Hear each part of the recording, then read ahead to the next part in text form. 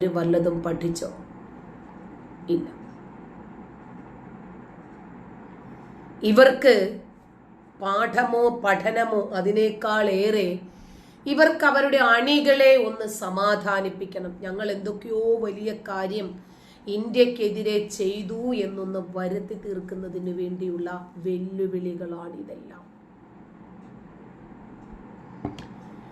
ഇവര് വെറുതെ വെല്ലുവിളിയാണ്. എന്തിന്റെ പേരിലാണെന്നറിയില്ല. ഇപ്പൊ തുർക്കിക്ക് നല്ല രൂപത്തിൽ ഒരു പണി അങ്ങോട്ട് കൊടുത്തല്ലോ. 3000 മില്യണിലധികം കോടിയുടെ നഷ്ടമാണ് തുർക്കിയിലേക്ക് ഇന്ത്യയിൽ നിന്ന് വിനോദസഞ്ചാരികൾ പോകാതാകുമ്പോൾ തുർക്കി അനുഭവിക്കാൻ പോകുന്നത്. തുർക്കി പാകിസ്ഥാനെ പിന്തുണയ്ക്കാൻ വേണ്ടിയിട്ട് വന്നതാ. തുർക്കിക്ക് തന്നെ നല്ല രൂപത്തിൽ പണി കിട്ടി. അതുപോലെ ലക്ഷദ്വീപിന് നല്ല രൂപത്തിൽ ഒരു മേൽക്കൈ ഉണ്ടായി.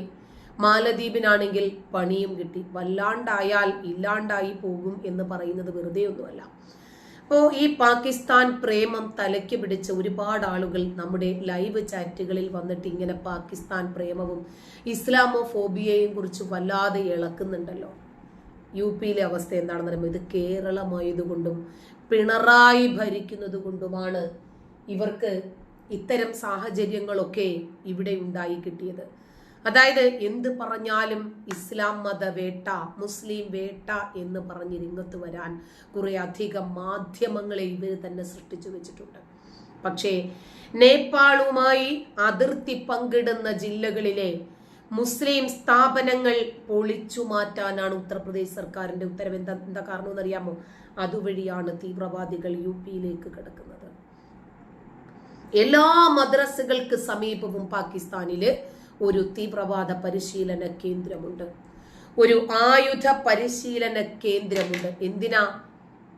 ഇവിടെ നിന്ന് പഠിച്ചിറങ്ങി കുട്ടി തീവ്രവാദികളെ ഉൽപ്പാദിപ്പിച്ച് അവരുടെ മനസ്സുകളിലേക്ക് ഭീകരത ഉൽപ്പാദിപ്പിച്ച് നാളെ ഇന്ത്യയിലേക്ക് പോയി പൊട്ടിത്തെറിക്കാൻ പഠിപ്പിക്കണ്ടേ, പരിശീലനം കൊടുക്കണ്ടേ? ചെറിയ കുട്ടികളുടെ കൈകളിലേക്ക് നമ്മൾ കളിപ്പാട്ടം വെച്ച് കൊടുക്കുമ്പോൾ ആ കുട്ടികളുടെ കൈകളിലേക്ക് നമ്മൾ എന്തെങ്കിലും ഗെയിം കളിച്ചോട്ടെ, അതല്ലെങ്കിൽ വല്ല പുസ്തകങ്ങളും വായിച്ചോട്ടെ എന്ന് ചിന്തിക്കുമ്പോൾ ഇവർ വെച്ചു കൊടുക്കുന്നത് വലിയ വലിയ ആയുധങ്ങളാണ് കുട്ടികളുടെ കയ്യിൽ. കാരണം ഇവരുടെ കോൺസെപ്റ്റിൽ അവർ കുട്ടികളല്ല.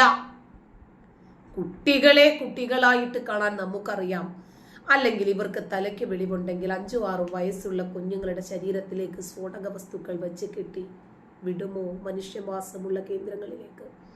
ഒരു തന്ത വന്ന് പറയുമോ 2 കുഞ്ഞുങ്ങൾ പൊട്ടിത്തെറിച്ചപ്പോൾ 3 എണ്ണം കൂടെ ഉണ്ടായിരുന്നെങ്കിൽ 5 പേരെ പൊട്ടിത്തെറിപ്പിക്കാമായിരുന്നു എന്ന് ലോകത്തേതെങ്കിലും മക്കളെ സ്നേഹിക്കുന്ന ഒരു തന്ത പറയുമോ? മക്കൾക്കൊരു പനി വന്നാൽ നമ്മൾ എത്രമാത്രം വേദനിക്കും.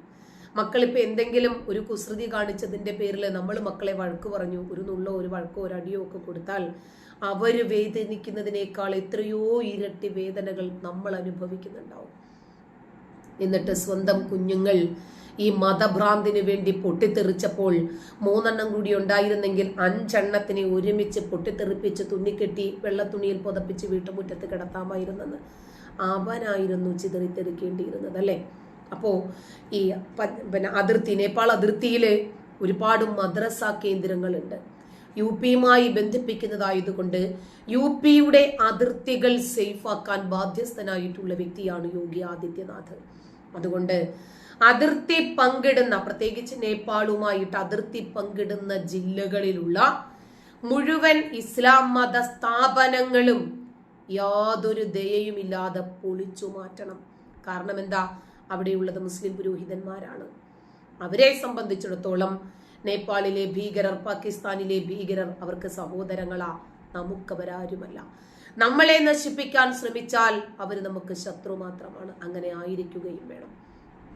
മദ്രസകള്, മുസ്ലിം പള്ളികള്, ഈദ്ഗാഹുകള്, അങ്ങനെ ഒരുപാട് സ്ഥാപനങ്ങളുണ്ട്. അറബി കോളേജുകള്, മസ്ജിദുകള്, ദർസുകള്, അങ്ങനെ 280-ലധികം അനധികൃതമായിട്ടുള്ള പള്ളികളും മസ്ജിദുകളും ഒക്കെ അവിടെ ഉണ്ടായിരുന്നു. അതൊക്കെ പൊളിച്ചു മാറ്റിയതായിട്ട് സർക്കാർ തന്നെ അറിയിച്ചിട്ടുണ്ട് ഒരു വാർത്താ സമ്മേളനത്തിൽ. ഈ 280 എണ്ണം പൊളിച്ചതിനു പുറമെ ഒരുപാടെണ്ണം വേറെയുമുണ്ട്. അതാണ് മുഖ്യമന്ത്രി യോഗി ആദിത്യനാഥിന്റെ നേരിട്ടുള്ള നിർദ്ദേശപ്രകാരം കണക്കെടുക്കാൻ പറഞ്ഞത്. 225 മദ്രസകളുണ്ട്, അതിൽ 30 പള്ളികളുണ്ട്, 25 മക്ബറകളുണ്ട്, ശ്മശാനങ്ങൾ, 6ഓളം ഈദ്ഗാഹുകളുണ്ട്. ഇതൊക്കെ പൊളിച്ച് നീക്കിയതായിട്ടുള്ള വാർത്തകളാണ് ഇപ്പോൾ പുറത്തു വരുന്നത്. നേപ്പാളുമായി അതിർത്തി പങ്കിടുന്ന പിലിഭിത്ത്, ശ്രാവസ്തി, ബൽറാംപൂർ, ബഹ്റൈച്ച്, സിദ്ധാർത്ഥ് നഗർ, മഹാരാജ്ഗഞ്ച് അങ്ങനെ ചില ജില്ലകൾ. ഇത് വ്യാപകമായിട്ടുള്ള നടപടികൾ ഉടനെ തന്നെ സ്വീകരിച്ചിട്ടുണ്ട് എന്നാണ് യോഗി പറയുന്നത്. മതപരമായിട്ടുള്ള ഒരു കടന്നുകയറ്റവും യു.പിയിൽ അനുവദിക്കില്ല എന്ന് മുഖ്യമന്ത്രി യോഗി ആദിത്യനാഥ് വ്യക്തമായി പറഞ്ഞിട്ടുണ്ട്. ഇപ്പോഴും പറഞ്ഞുകൊണ്ടേയിരിക്കുന്നു, അത് പ്രാവർത്തികമാക്കിക്കൊണ്ടുമിരിക്കുന്നു. PTIയുടെ റിപ്പോർട്ടാണിത് സത്യസന്ധമായിട്ട്. ഇപ്പോ ശ്രാവസ്തിയിൽ മാത്രം 104 മദ്രസകളും 1 പള്ളിയും 5 മക്ബറകളും 2 ഈദ്ഗാഹുകളും പൊളിച്ചു മാറ്റി. നമുക്ക് മതമല്ല വേണ്ടത്, മതരാഷ്ട്രമല്ല വേണ്ടത്, രാജ്യമാണ്. ഈ രാജ്യത്തെ തകർക്കാൻ ശ്രമിക്കുന്നത് മദ്രസകളിലൂടെയും മസ്ജിദുകളിലൂടെയും ഇത്തരം ആലയങ്ങളിലൂടെയുമാണെങ്കിൽ ഈ രാജ്യത്തെ രക്ഷിക്കാൻ അത് തകർക്കണം. രാഷ്ട്രമുണ്ടെങ്കിലല്ലേ രാഷ്ട്രീയമുള്ളൂ, എന്നാലല്ലേ അതിനകത്ത് നിങ്ങൾക്ക് മതം വളർത്താൻ പറ്റൂ. പണം കായ്ക്കുന്ന മരമായിരുന്നാലും ശരി, പുരയ്ക്കു മീതെ ചാഞ്ഞാൽ മുറിക്കണം.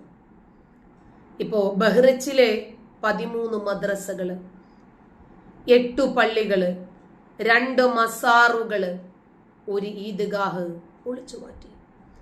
സിദ്ധാർത്ഥ് നഗർ അധികൃതർ 23ഓളം അനധികൃതമായിട്ടുള്ള പള്ളികള്, നിർമ്മാണങ്ങള്, ഇതിനൊക്കെ എതിരെ ശക്തമായിട്ടുള്ള നടപടികളും സ്വീകരിച്ചു കഴിഞ്ഞു. 18 മദ്രസകള്, 4 പള്ളികള്, പിന്നെ 1 മസ്ജിദ്, ഇതൊക്കെ പൊളിച്ചു.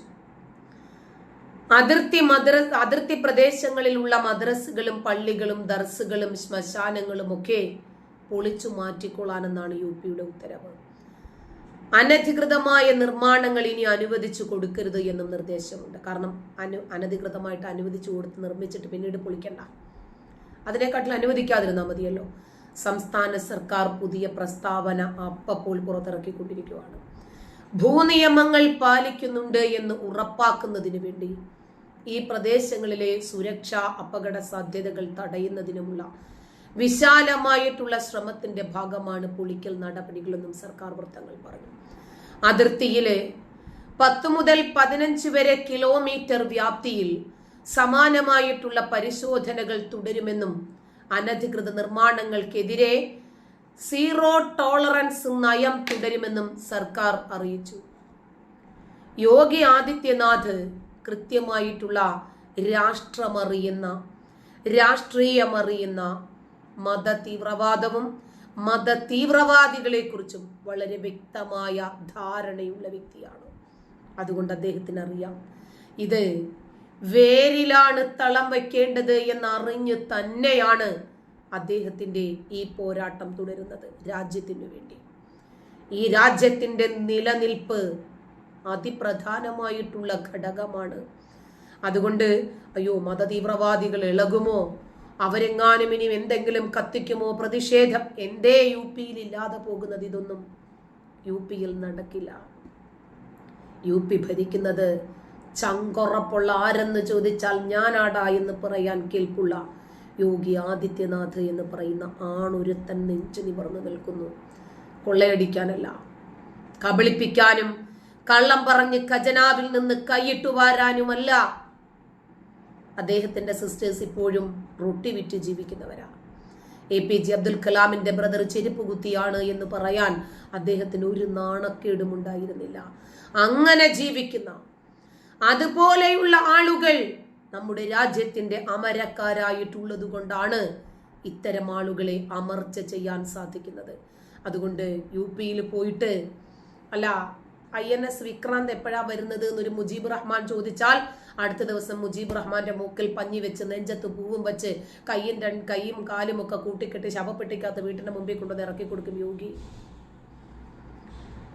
ഇവരുടെ ഒരു പദ്ധതികളും യോഗിയോടും നടക്കില്ല.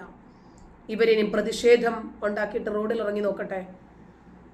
അവരെ കൂടോടെ തൂത്തുവാരുകയും ചെയ്യും. വീട്ടിലേക്ക് ചെല്ലുമ്പോൾ മലർന്നു കിടക്കാൻ വീടും ഉണ്ടാകത്തില്ല. ഈ അന്തം കമ്പിൾ